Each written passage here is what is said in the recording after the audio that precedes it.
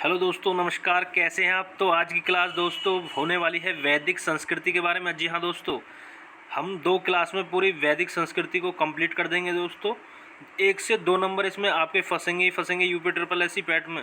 जी हाँ दोस्तों, आज के बाद आपको जो भी सरकारी एग्ज़ाम्स हैं उसको लेके वैदिक संस्कृति में केवल हमारी ये 2 क्लास करनी है और उसके बाद वैदिक संस्कृति में कुछ पढ़ने की ज़रूरत ही नहीं पड़ेगी। जी हाँ दोस्तों, हम हस्तलिखित हैंड राइटिंग नोट्स हैं हमारे, जो हम हाथ से करके आपके लिए मेहनत कर रहे हैं। इतनी एक एक क्वेश्चन आपको यहाँ से देखने को मिलेगा, इससे बाहर कोई नहीं मिलेगा। तो चलिए दोस्तों, बिना समय गवाए वीडियो को शुरू करते हैं। तो सबसे पहला क्वेश्चन देखते हैं, वैदिक संस्कृति। जी हाँ दोस्तों, 1500 ईसा पूर्व से 600 ईसा पूर्व इसका कार्यकाल रहा है। और बात कर लें आर्य शब्द, संस्कृत भाषा का शब्द है। आर्य जो शब्द है आपका संस्कृत भाषा का शब्द है, जिसका अर्थ क्या होता है? श्रेष्ठ या कुलीन अथवा एक उत्तम व्यक्ति।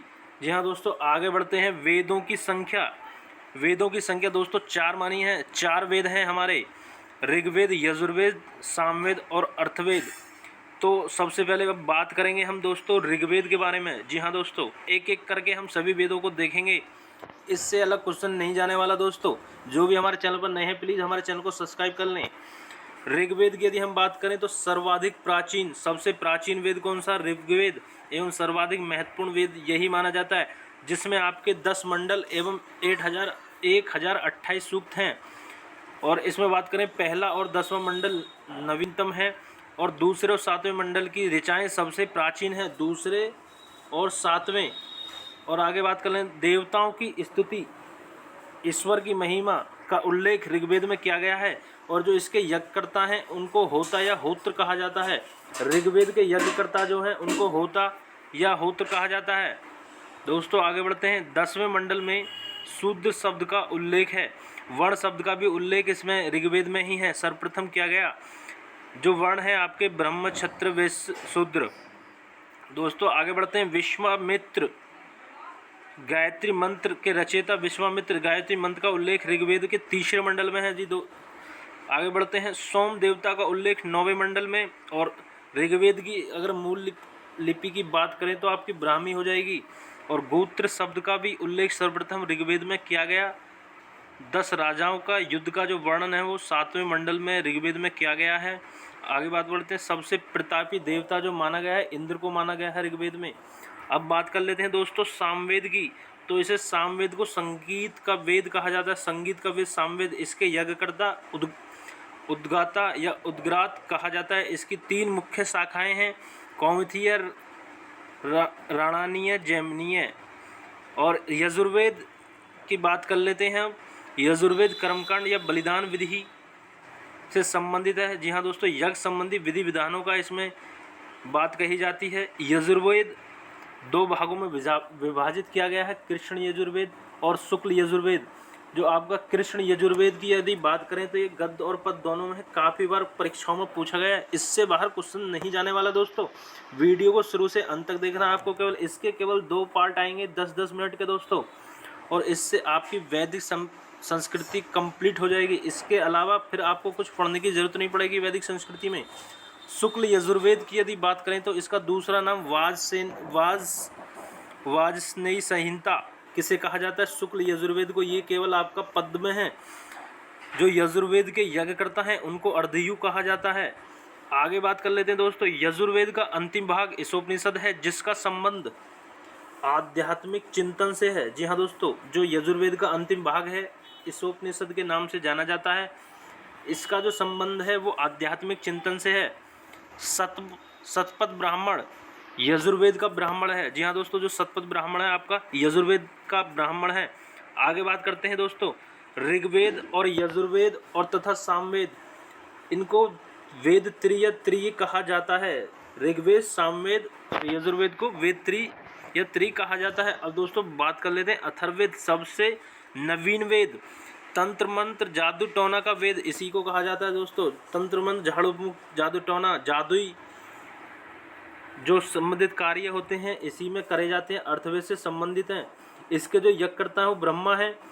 और यह वेद औषधियों से संबंधित वेद है। औषधियों से के बारे में इसमें बात की गई। तो यदि आपके सामने क्वेश्चन आए कि औषधियों से संबंधित वेद कौन सा, तो अथर्ववेद आप निशान लगाएंगे। इसमें आपके 20 अध्याय, 730 सूक्त, 59-87 मंत्र है, जिसमें 1200 मंत्र, जी हाँ दोस्तों कितने मंत्र, 1200 मंत्र ऋग्वेद से लिए गए हैं, इसलिए ऋग्वेद सबसे महत्वपूर्ण वेद माना जाता है दोस्तों।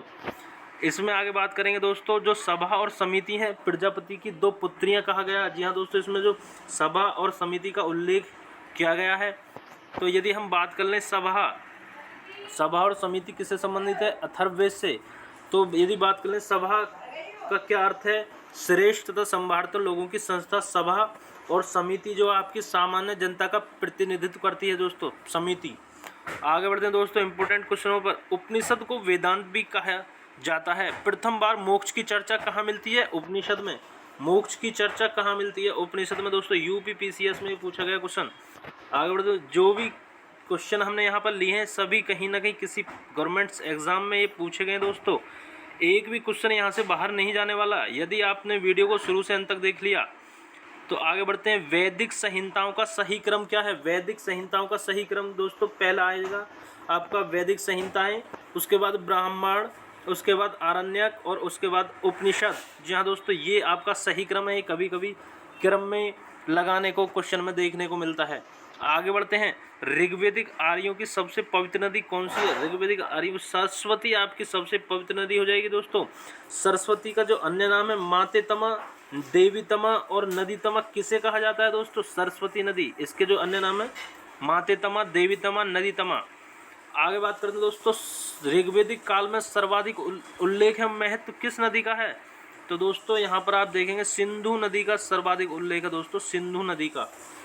आगे बात करते हैं दोस्तों, पुराणों की संख्या। पुराणों की संख्या कितनी, 18, और वेद होते हैं 4, और वेदांग की यदि हम बात करें तो 6 होते हैं। वेदांग कितने होते हैं, 6।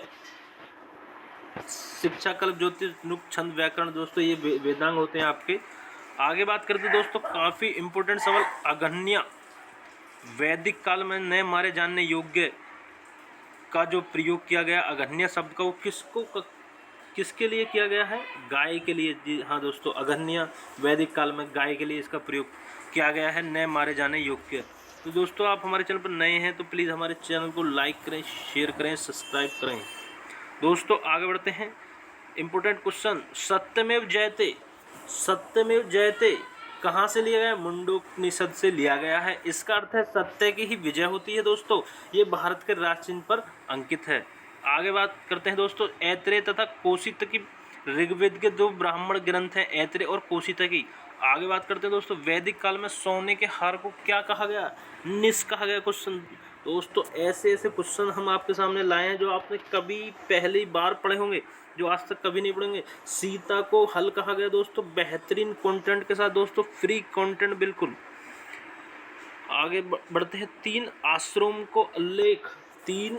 का उल्लेख किसमें किया गया, छांदोग्य उपनिषद में।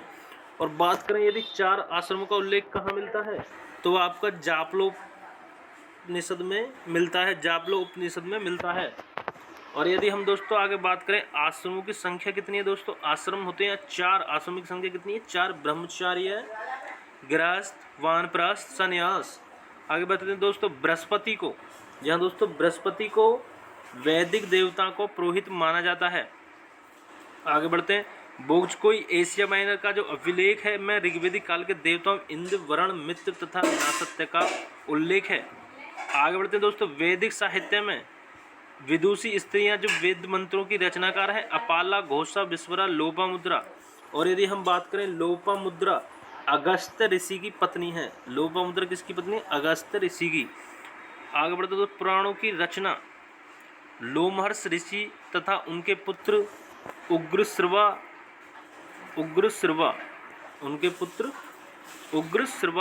ने की। पुराणों की रचना लोमहर्ष ऋषि और उनके जो पुत्र हैं उग्रश्रवा ने की। अब दोस्तों हम बात कर लेते हैं आगे, ऋग्वेदिक काल की जो नदियां और उनके आधुनिक नाम। तो सबसे पहले दोस्तों जो परुष्पी नदी है, परशुनी नदी है, उसका आधुनिक नाम क्या है, रावी नदी के नाम से जाना जाता है दोस्तों। काफ़ी इंपॉर्टेंट है, परशुनी नदी आधुनिक नाम रावी। और दोस्तों हम इधर देखते हैं अन्य नदियां, इनका जो आधुनिक नाम है क्या है, सदानीरा दोस्तों, गंडक, बिपाशा का जो आधुनिक नाम है व्यास, सतुद्री, का सतलज, जी हाँ दोस्तों, काफ़ी बार यहाँ से क्वेश्चन पूछा गया है। कुंभा की यदि हम बात करें तो काबुल इसका आधुनिक नाम है। विस्तृता का यदि बात करें तो झेलम इसका आधुनिक का नाम हो जाएगा। आगे बात करें दोस्तों अस्किनी चिनाब इसका आधुनिक नाम हो जाएगा अस्किनी का, और गोमती का गोमल, और सुवास्तु का स्वात इसका नाम हो जाएगा दोस्तों। तो दोस्तों आशा करता हूँ आपको ये जानकारी अच्छी लगी होगी। तो यदि आपको ये हमारी जानकारी अच्छी लगी हो तो प्लीज़ हमारी वीडियो को लाइक करें, शेयर करें और हमें सपोर्ट करें दोस्तों। मिलते हैं ऐसी नई जानकारी से अगले पार्ट में। इसके एक और पार्ट आएगा दोस्तों 10 मिनट का, उसमें आपकी कंप्लीट वैदिक संस्कृति को हम कंप्लीट कर लेंगे और इसके बाद आपको इससे ज़्यादा वैदिक संस्कृति पढ़ने की ज़रूरत नहीं पड़ेगी।